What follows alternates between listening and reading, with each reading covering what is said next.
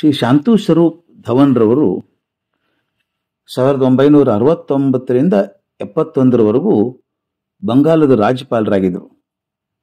ಮೂಲತಃ ಕಮ್ಯುನಿಸ್ಟರು, ಆದರೆ ಕರ್ತವ್ಯದಲ್ಲಿ ತುಂಬ ದಕ್ಷರಾಗಿದ್ದವರು. ಅವ್ರ ನಡೆ ನುಡಿ ತುಂಬ ಸರಳ. ಅತ್ಯಂತ ಉನ್ನತ ಹುದ್ದೆಯಲ್ಲಿದ್ದರೂ ಕೂಡ ಅಧಿಕಾರದ ಸೊಕ್ಕು ಅವ್ರ ತಲೆಗೆ ಏರಿರಲಿಲ್ಲ. ಅವ್ರು ಬೇಕಾದಷ್ಟು ಘಟನೆಗಳ ಬಗ್ಗೆ ಜನ ಬರೀತಾರೆ, ಒಂದು ದಂತಕಥೆನೇ ಆಗೋಗಿದ್ದಾರೆ ಅವರು. ಒಂದ್ಸಲ ಅವರು ಕಲ್ಕತ್ತೆ ಹೊರಭಾಗದಲ್ಲಿ ಒಂದು ಕಾರ್ಯಕ್ರಮಕ್ಕೆ ಹೋಗಿದ್ರಂತೆ. ಅವ್ರ ವಿಶೇಷ ಏನು ಅಂದರೆ, ಎಲ್ಲಿ ಹೋದರೂ ಜನರ ಮಧ್ಯೆ ಸೇರ್ಕೊಂಡ್ಬಿಡೋದು, ಅವ್ರ ಹತ್ರ ಮಾತಾಡೋದು, ಇದು ಭಾಳ ಮುಖ್ಯ ಅಂದ್ಕೊಂಡಿದ್ರು ಅವರು.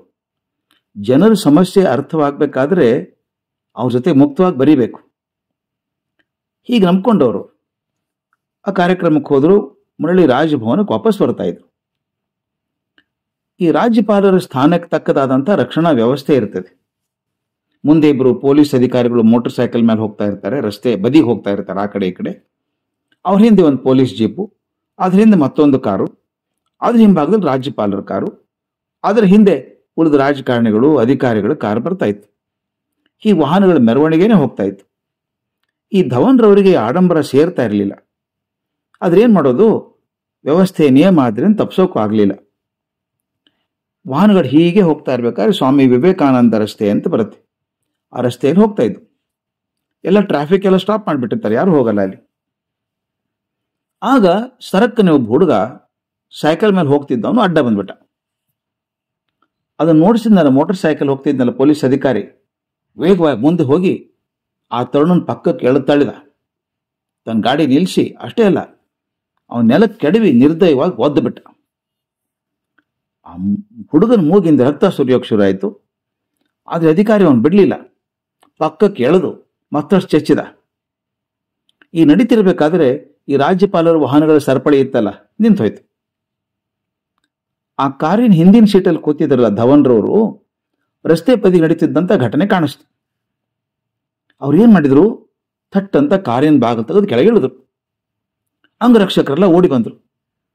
ಸ್ವಾಮಿ, ಸುತ್ತಮುತ್ತಲ ಹಿಂಗೆ ಜನ ಇದ್ದಾಗ ಕೆಳಗೆ ಇಳಿಯೋದು ಕ್ಷೇಮ ಅಲ್ಲ, ಬೇಡ ಅಂತ ಕೇಳ್ಕೊಂಡ್ರು. ಇಬ್ಬರು ಅವನ ಸುತ್ತ ನಿಂತ್ಕೊಂಡ್ರು. ಇದು ಯಾವುದಾದ್ರೂ ಚಿಂತೆ ಇಲ್ಲದ ಹಾಗೆ ಧವನ್ರವರು ಸೀದಾ ಆ ತರುಣ ಇದ್ನಲ್ಲ ಆ ಕಡೆ ಹೊರಟರು. ಮತ್ತೆ ಅಂಗರಕ್ಷಕರ ಮುಖ್ಯಸ್ಥ ಹಿಡ್ದ, ಸರ್ ಏನಾದರೂ ಬೇಕಾಗಿತ್ತಾ, ಈಗ ಜನರ ಮಧ್ಯೆ ಹೋಗೋದು ಬೇಕಿಲ್ಲ, ನಿಮ್ಗೇನು ಬೇಕು ಹೇಳಿ ತಂದು ಕೊಡ್ತೀವಿ ಅಂದ. ಧವನ್ ಹೇಳಿದ್ರು, ಆ ಪೊಲೀಸನ ಕೈಯಿಂದ ಒದೆ ತಿನ್ನಲ್ಲ ಹುಡುಗ, ಅವ್ನು ಕರ್ಕೊಂಬನ್ನಿ ಅಂದ್ರು. ಆ ಹುಡುಗ ಇವ್ರ ಮುಂದೆ ಬಂದ. ಪಾಪ ಅವನ ಶರ್ಟ್ ಎಲ್ಲ ಹರಿದು ಹೋಗಿದೆ, ಮುಖದಲ್ಲಿ ರಕ್ತ ಇಳಿತಾ ಇದೆ, ಮೈ ಎಲ್ಲ ಕೊಳಕಾಗಿದೆ. ಅವನಿಗೆ ರಾಜ್ಯಪಾಲರನ್ನ ಕಂಡು ಇನ್ನೂ ಗಾಬರಿ ಆಗೋಯ್ತು. ಅಯ್ಯೋ, ರಾಜ್ಯಪಾಲರೇ ಬಂದಾಗ ಶಿಕ್ಷೆ ಜಾಸ್ತಿ ಆಗ್ತದೆ ಅಂತ ಖಾತ್ರಿ ಆಯ್ತು ಅವನಿಗೆ. ಆಗ ಧವನ್ರು ಮಾಡಿದಂಥದ್ದು ಏನು ಗೊತ್ತಾ, ಆ ಪೊಲೀಸ್ ಅಧಿಕಾರಿಗೆ ಹೇಳಿದರು, ನೋಡಪ್ಪ, ಈ ಹುಡುಗನಲ್ಲಿ ನೀವು ಕ್ಷಮೆ ಕೇಳಬೇಕು ಅಂದರು. ಆಗ ಹುಡುಗ, ಇಲ್ಲ ಸರ್, ತಪ್ಪು ನಂದೇ ಸರ್, ನೀವು ವಾಹನ ಬರೋದನ್ನು ನೋಡಲಿಲ್ಲ, ನಾನು ಹಾಗೆ ಸೈಕಲ್ ನುಗ್ಗಿಸ್ಬಿಟ್ನಲ್ಲ, ತಪ್ಪು ನಂದೇ ಸರ್ ಅಂದ ಹುಡುಗ. ಗಂಭೀರಾದ ಧವನ್ ಹೇಳಿದರು, ಹೌದಪ್ಪ, ಅದು ನೀನು ತಿಳಿಲಾರದೆ ಮಾಡಿದಂಥ, ಅವಸರದಲ್ಲಿ ಮಾಡಿದಂಥ ತಪ್ಪು. ಆದರೆ ಈತ ಕೊಟ್ಟಂಥ ಶಿಕ್ಷೆ ಆ ತಪ್ಪಿಗೆ ಸರಿಯಾದದ್ದಲ್ಲ. ಇನ್ನು ಬದಿಗೆ ಸರಿಸಿ ಹೊರಟಿದ್ರೆ ಸಾಕಿತ್ತು. ನೀನೇನು ಉದ್ದೇಶಪೂರ್ವಕವಾಗಿ ಮುಂದೆ ಬರಬೇಕು ಅಂತ ಬಂದವನಲ್ಲ. ಯಾವಾಗಲೂ ತಪ್ಪಿಗೆ ಮೀರಿದಂಥ ಶಿಕ್ಷೆ ಇದೆಯಲ್ಲ, ಅದು ಅಹಂಕಾರದ ಗುರುತು. ಯಾವ ಸರ್ಕಾರಿ ನೌಕರನು ಈ ಉದ್ದಟತನ ತೋರಿಸಬಾರ್ದು. ಎಲ್ಲರ ಮುಂದೆ ಹೋಗಿ ಆ ಪೊಲೀಸ್ ಅಧಿಕಾರಿ ತರುಣನ ಕ್ಷಮೆ ಕೇಳೋ ಹಾಗೆ ಮಾಡಿದರು. ಆ ಹುಡುಗನ ಕರೆದು, ನೋಡೋ, ಇನ್ಮೇಲೆ ಹುಷಾರಾಗಿ ಮನೆಗೆ ಹೋಗಿ ಗಾಯಕ್ಕೆ ಔಷಧಿ ಹಚ್ಕೋ ಅಂತ ತಮ್ಮ ಜೇಬಲಿದ್ದಂಥ ಒಂದು 50 ರೂಪಾಯಿ ತೆಗೆದು ಅವನು ಕೊಟ್ಟರು. ಆಗಿನ ಕಾಲದ 50 ರೂಪಾಯಿ. ನೋಡು ಹುಡುಗ, ಇನ್ಮೇಲೆ ನಗರದಲ್ಲಿ ಸಂಚಾರ ಮಾಡುವಾಗ ಸ್ವಲ್ಪ ಹೆಚ್ಚು ಗಮನ ಇಟ್ಟು ಹೋಗಪ್ಪ. ನೋಡು, ಹಿಂಗೆ ತಪ್ಪು ಮಾಡಿದ್ರೆ ಪೆಟ್ಟಾಗತ್ತಲ್ಲ ಅಂತ ಸಮಾಧಾನ ಹೇಳಿ ಬೆನ್ನು ತಟ್ಟಿ ಕಳಿಸಿದ್ರು. ನನಗೆ ಈ ಘಟನೆ ತುಂಬ ಚಿಂತೆ ಹಚ್ಚುತ್ತೆ. ಇದು ಅಧಿಕಾರದಲ್ಲಿರುವಂಥವರು ತೋರಿಸಲೇಬೇಕಾದಂಥ ಸಾಮಾಜಿಕ ಪ್ರಜ್ಞೆ. ಆದರೆ ಕೆಲವು ರಾಜಕಾರಣಿಗಳು, ಅಧಿಕಾರಿಗಳು ತಮ್ಮ ದೊರೆತಿದೆಯಲ್ಲ ಅಧಿಕಾರ, ತಾತ್ಪೂರ್ತಿಕ ಅಧಿಕಾರ ಅದು, ಆದರೆ ಅದೇ ತಾತ್ಪೂರ್ತಿಕ ಅಧಿಕಾರವನ್ನೇ ಶಾಶ್ವತ ಅಂತ ಭಾವಿಸಿಕೊಂಡು ದುರಹಂಕಾರದಿಂದ ಮೆರೆಯುವುದನ್ನು ಕಂಡಾಗ ಶ್ರೀ ಶಾಂತಿ ಸ್ವರೂಪ್ ಧವನ್ರಂಥವರ ಸಜ್ಜನಿಕೆ ನಡವಳಿಕೆ ನೆನಪಾಗ್ತದೆ ನನಗೆ.